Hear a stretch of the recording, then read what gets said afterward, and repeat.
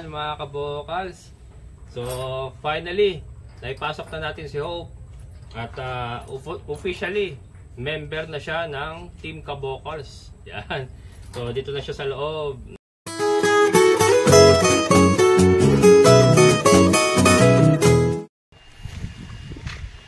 Hello mga kabokals, magandang araw sa inyo lahat.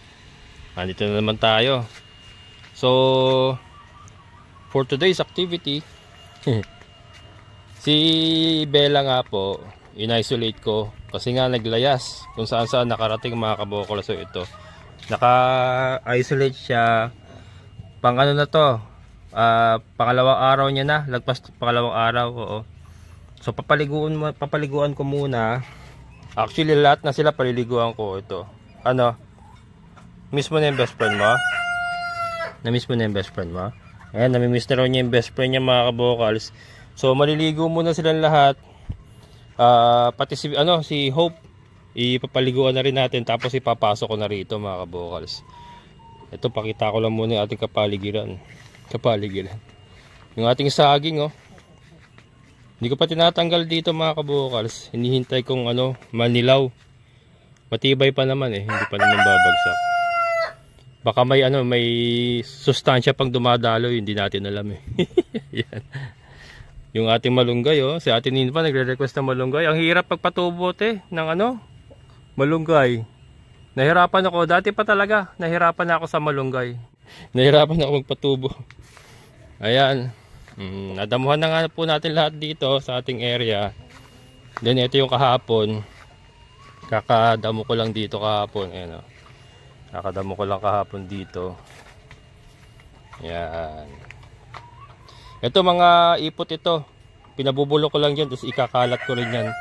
Kakalat ko rin yan dyan. Kasi magtatanim tayo ng mga gulay-gulay dyan. Ating mangga lumabas na.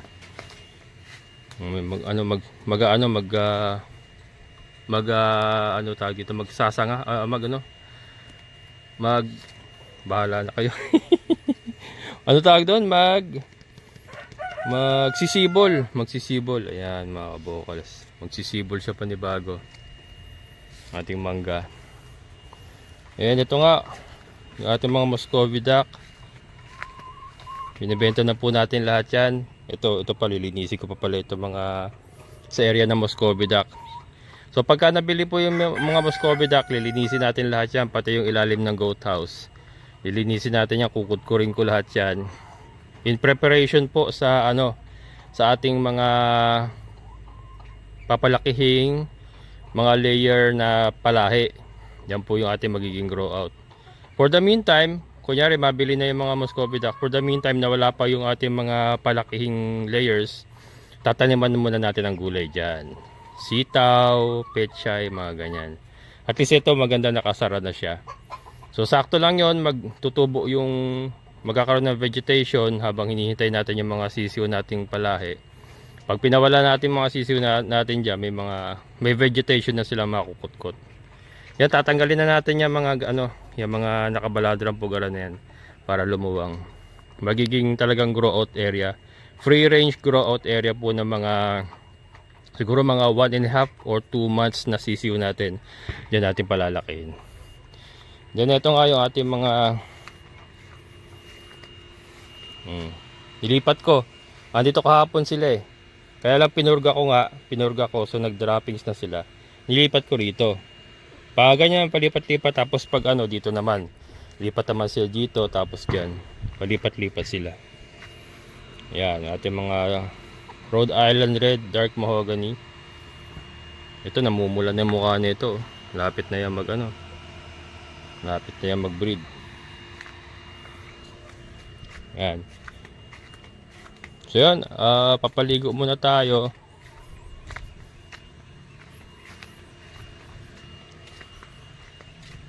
Papahinta ko tubig eh. Kasi malamig. Para hindi ginawin. Yan mga kabokals, papaligo na tayo. Bigyan muna natin ng mainit na tubig.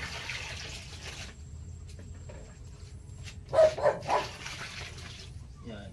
Para hindi masyadong malamig.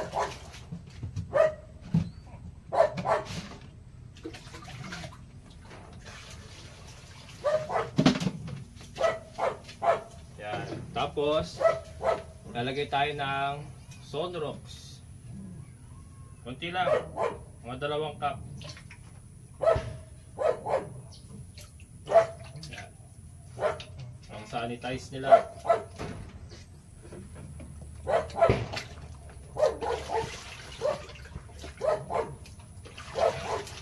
Ingay ni Hope. Teka na.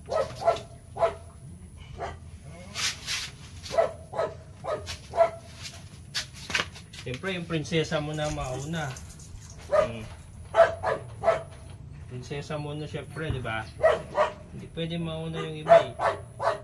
Prinsesa muna eh.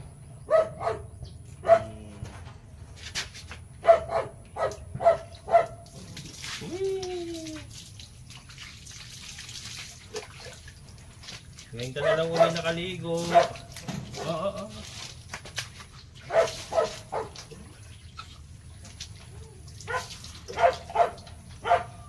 Yan mga kaboros, kaya na lang uli nakaligo to si Beauty.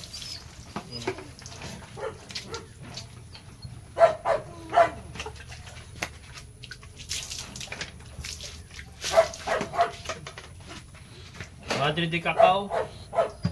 Madre de Cacao shampoo. Natin gagamitin. Powder scent. Yan mga kabokers. Powder scent.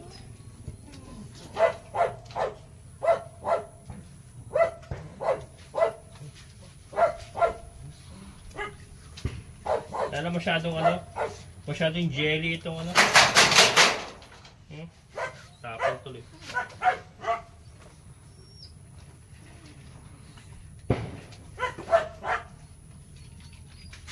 Masyado siyang jelly eh. Tatap. Ay bumula. Ay bumula.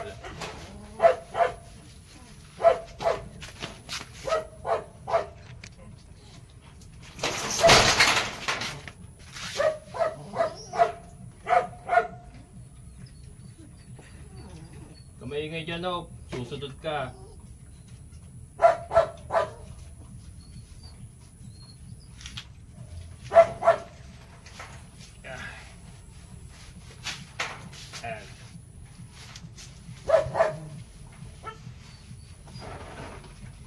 Ay bumula.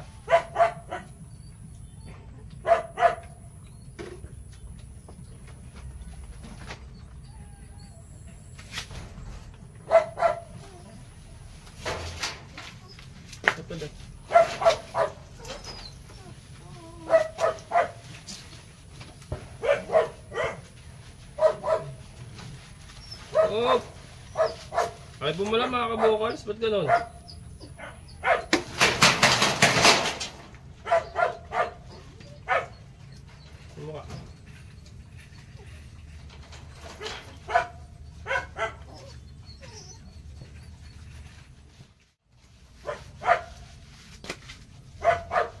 Kaya mga kabukals, binabad ko na ng konti. Binabad ko na lang ng konti yung Madre de Cacao shampoo sa katawan niya. Mga 3 minutes. Malamig kasi. Hindi ko matagalan eh. Malamig ang panahon. Baka sipunin. Special to eh. Prinsesa yan eh.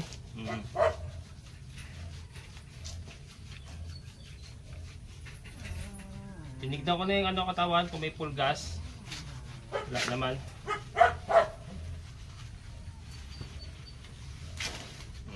Wala na.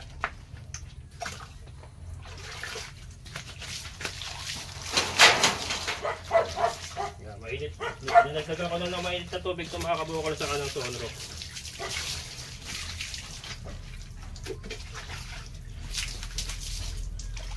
Yan, mabango na ang beauty ko. Mabango na ang beauty ko.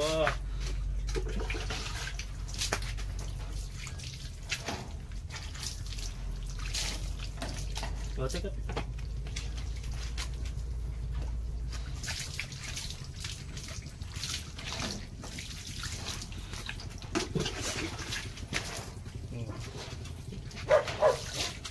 Lalagas yung balahibo. Lubon.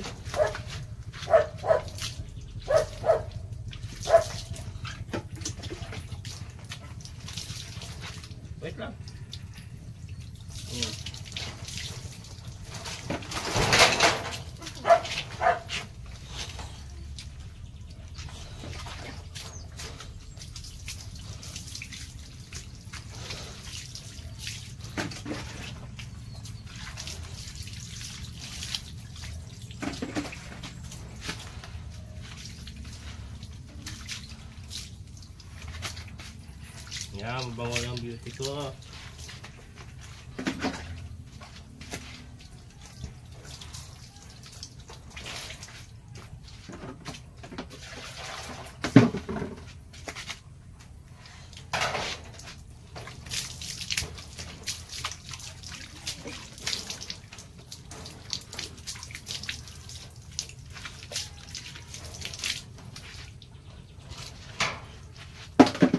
Bisik na, bisik.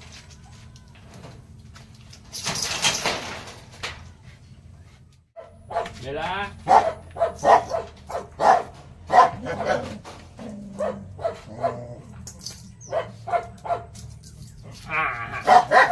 Ligo ka, Bella. Ay, ligo na ang Bella ko.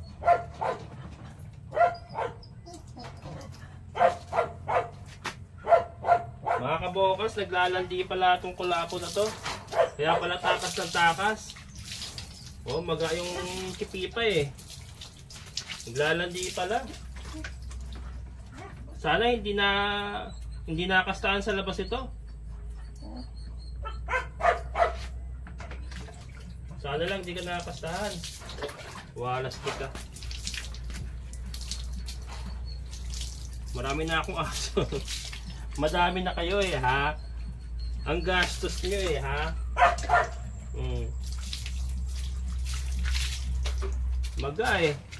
Hindi ko na napansin mga kabokals, kaya pala takas ng takas. Naghahanap ng boylet. Wow, alastik ka oh. Lalandi ka pala. Kaya pala ikay takas ng takas, no? Naghahanap ko ng boylet. Nakahanap kang boylet. Ha? Nakahanap kang boylet mo? Yan mga kabokals. Huwag sanang nabulugan na ano. Huwag sanang nakastahan.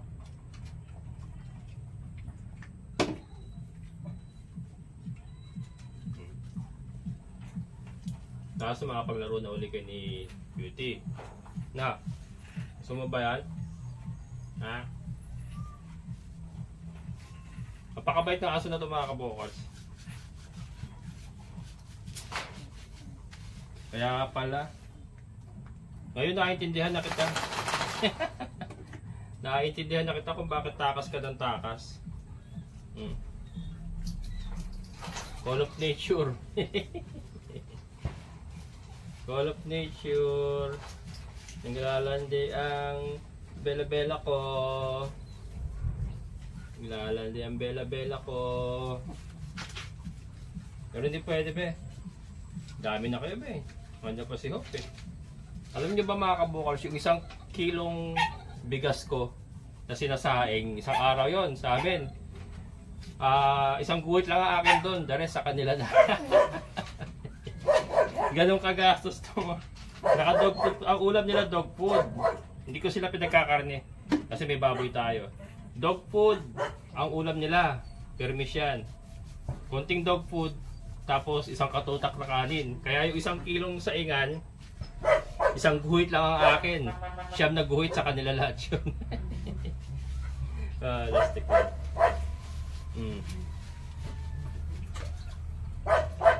Okay lang yan.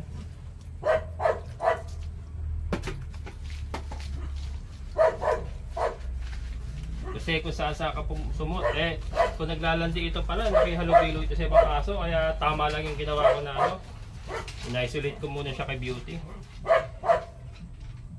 Na. Saan ka nagpunta eh.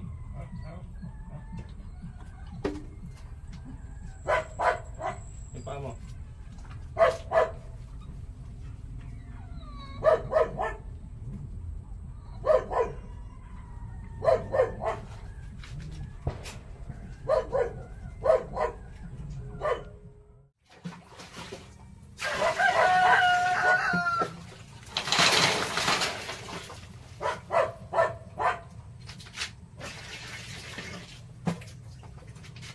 Kaya mga kabukals, binabad ko muna siya.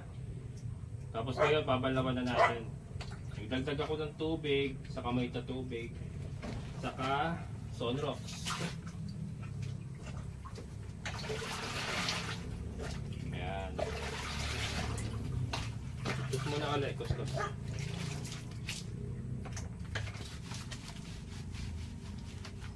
Pusin natin for the last time.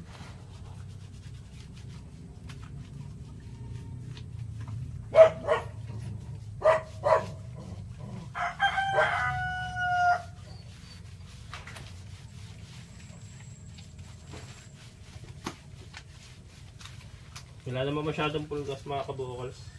May mga nakuha ako na nilagay ko doon sa baso na may langis.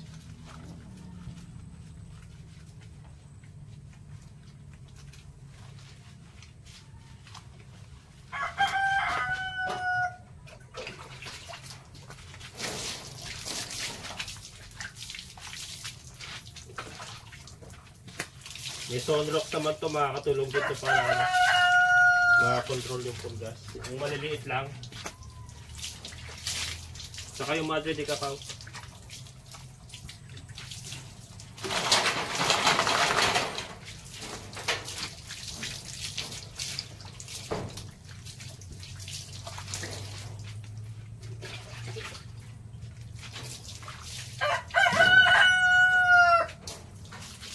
Yan. Yung ng bela ko. Ano ko magugustuhan ng mga boylet niyan. Kasi mabango na ka.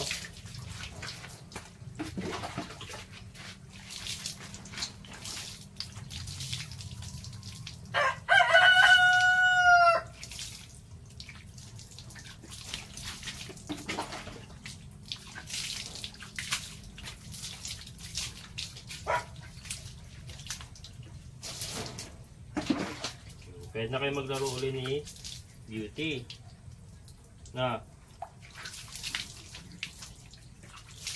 May bago kayong kalaro. Huwag niyo awayin ha.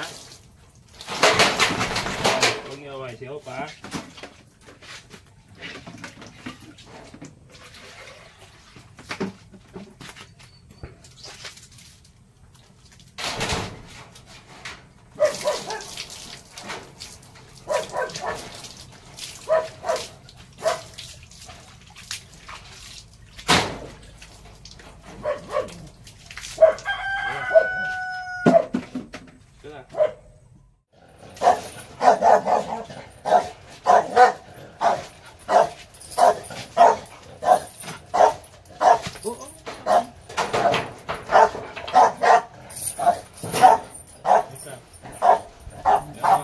Si Hope. Time niya makatungtong sa loob.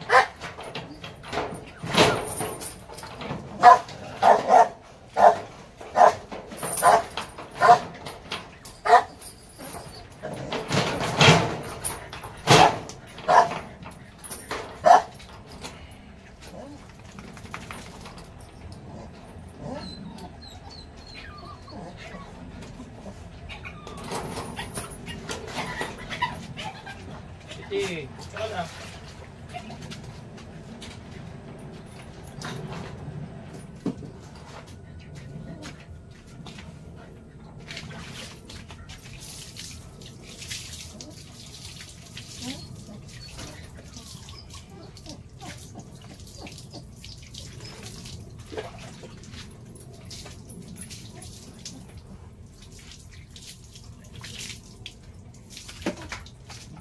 Yan. Hindi ko na para papasok dito ka na sa loob. Gusto mo ba yan? Gusto mo ba yan? Dito ka na sa loob.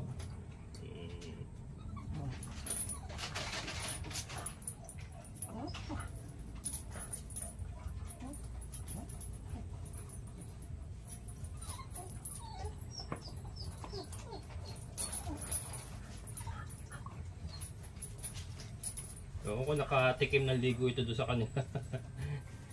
Nakatikim ka ba ligo doon sa inyo?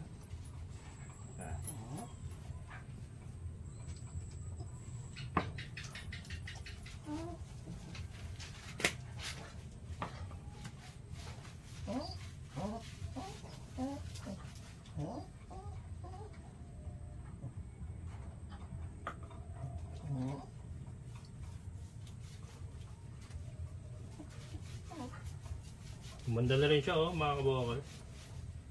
Yung sa mga nakasubaybay sa akin, nakakita nyo naman itsura ng aso na ito nung ni-rescue natin. Talagang kawawang kawawa. Pero ngayon, oh, maganda na siya. Napurga na natin ito. Yan, napurga na natin. Wala siyang pulgas, oh, mga kabokals. In fairness, kahit ganon na pinabayaan lang siya nakatali sa poste, na lupa yung hinihigaan niya, wala siyang pulgas.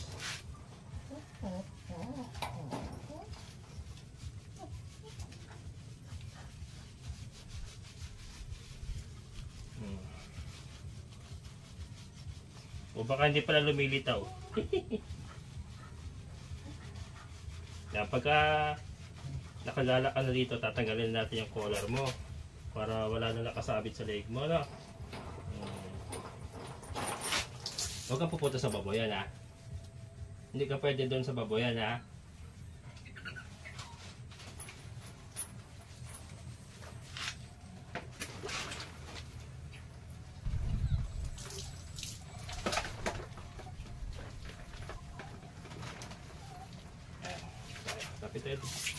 Hindi ka makita ng mga fans mo. Yan, mga kabokal, si Hope.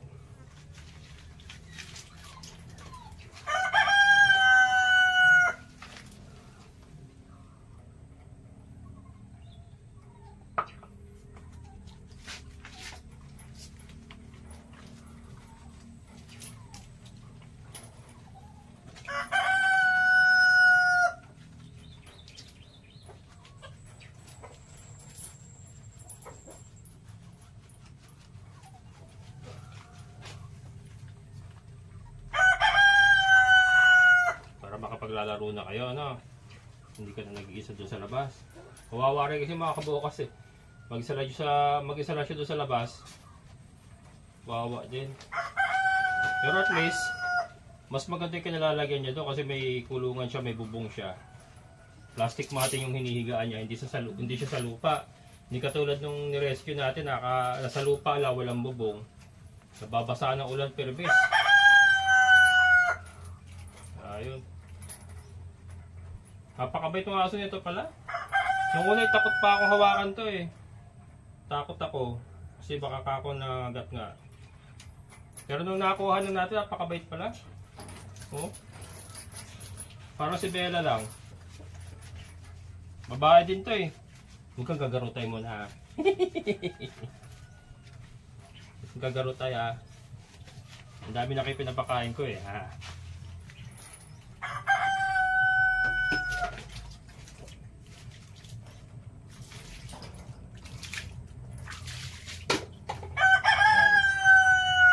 May Sonrox soap pang disinfect para safety yung mga alaga natin sa loob. At saka ano, parang isang buwan lang pa sa isang buwan na mga kabokals, no?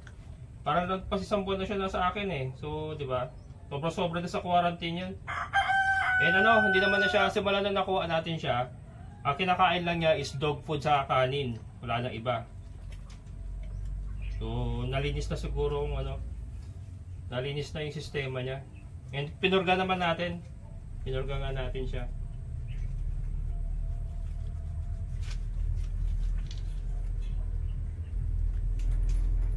Pagka tumaba itong aso ko, maganda ito.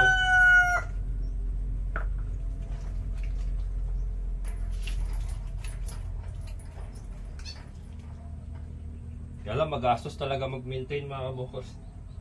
Kahit kanin lang yung maraming kanin tapos konting dog food, magastos pa rin. Kasi 1 kilong dog food, pang 5 araw lang nila yun. Tipid na tipid pa yun. Kasi ang tekniko doon, binababad ko muna ng matagal para umalsa. Tapos saka ako hinahalo sa kanin para pinakaulam nila. Yung kanin ang madami, kaya sabi ko, yung 1 kilong sinaing, 1 guhit lang akin doon, sa kanila na lahat yun. Kaya magastos din talaga. So, okay lang yan. Swerte sa atin ito si Hope, eh. Lahat naman sila swerte. Sa mamahalin natin.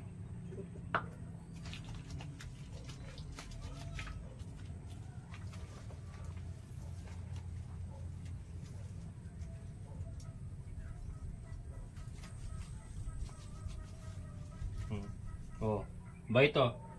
Oh, o, diba? Ang bait mga kabukals, oh. Tinataas niya yung paa niya.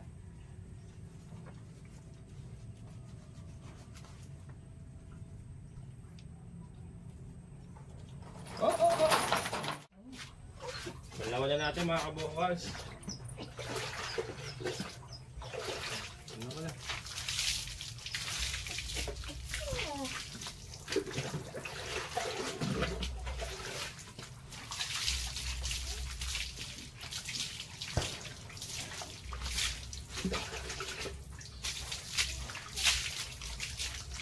Yan, malinis na malinis si Hope mga kabukals.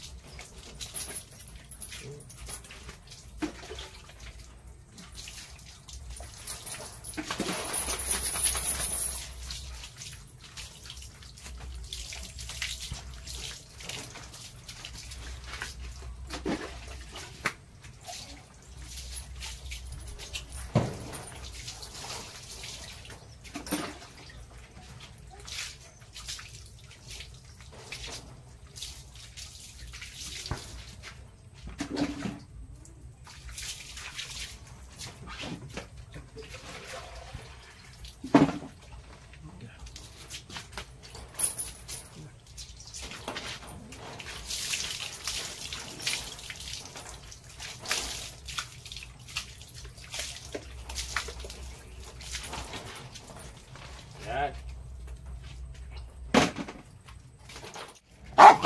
Ito naman. Ito naman.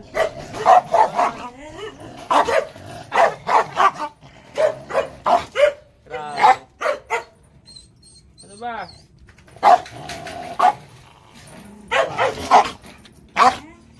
Yun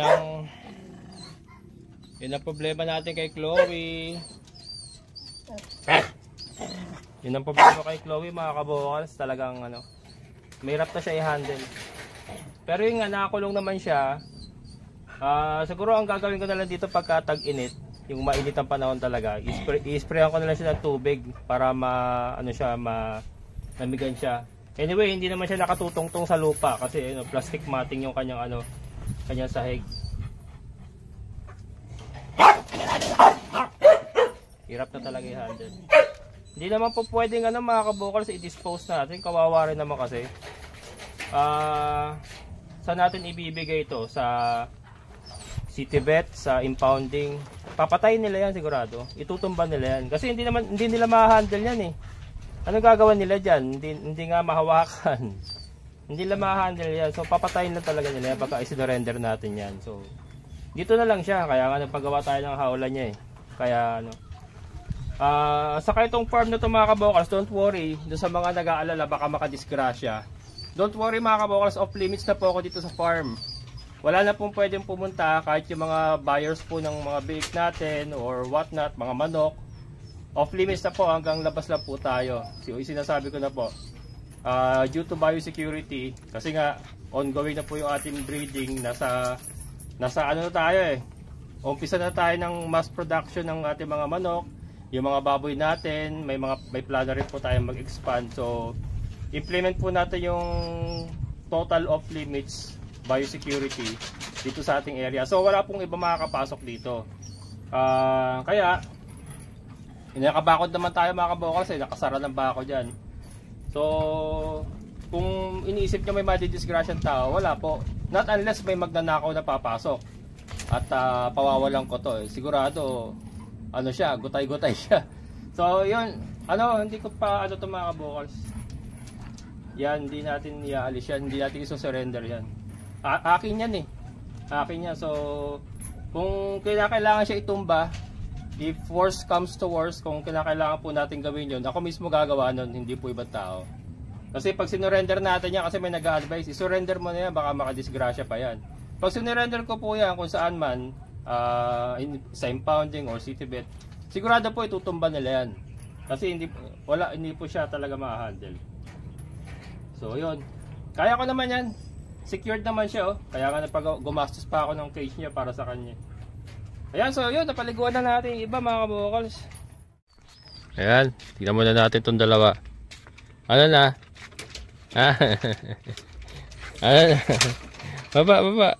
Ang bango ng beauty ko. Ang bango na ng beauty ko ah. Bango na ka.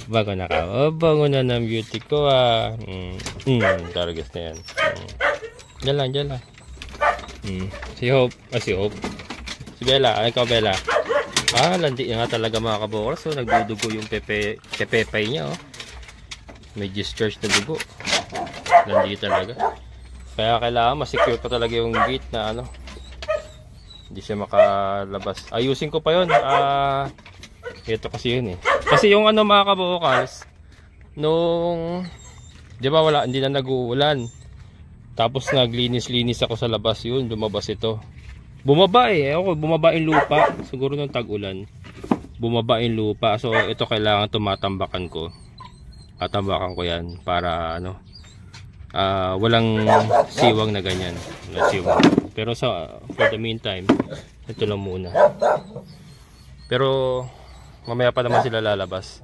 Patutuyuin ko pa yan bago ko sila pawalan ulit. And ito na si Hope. Yeah. So, dito na siya mga kabukals. Hindi na yan lalabas. Dito na siya. Ipapasok ko na yung cage niya. Ilalagay ko na dito sa loob.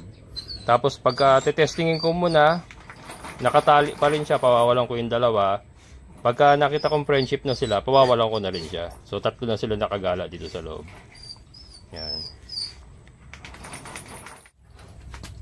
Ayan mga kabukals. So finally, naipasok na natin si Hope. At officially, member na siya ng Team Kabukals. Yan. So dito na siya sa loob. Hindi na malulungkot ang Hope. Ayan mga kabukals. Abangan nyo po. Lagi nyo makita si Hope pagka nag-shoot tayo dito sa loob. Ayan. So maraming salamat mga kabukals sa inyong muling pagsama. Sa lahat ng mga solid kabukals, mga silent viewers. Maraming salamat. Siyempre sa ating kaibigan po ng Sir Boyat. Sir, thank you so much. So hanggang dito na lang. Muli ito yung kabukals farmer. Nagsasabing sabay-sabay tayong mangarap. Magsikap at kumilos. Siguradong ulad ang ating amazing na buhay. Bye-bye!